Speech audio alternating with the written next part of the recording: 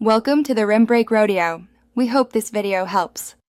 You begin by verifying prerequisites.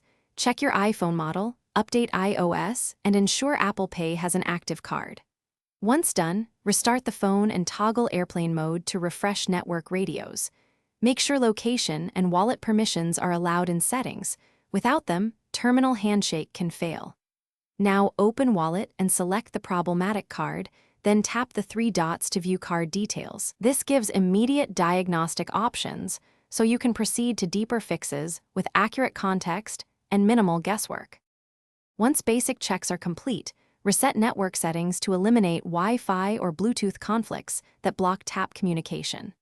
After that, remove the card from Wallet and re-add it. Follow any verification prompts from your bank or the issuer app because many failures are authorization-related.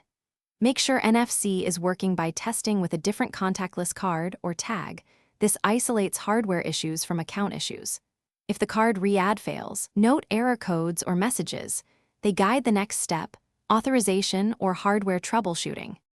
To finish, install any carrier settings and iOS updates and verify Apple's system status for Wallet or Apple Pay. Service outages can mimic device faults. If problems persist, call your card issuer to confirm tokenization and that there are no merchant or card-level blocks. As a final move, back up and restore your iPhone to clear software corruption or book an Apple technician check for the NFC module. Troubleshooting tip: if tap works on other devices, focus on issuer token issues. If not, suspect terminal or hardware faults. Thanks for watching. Consider subscribing if we helped you.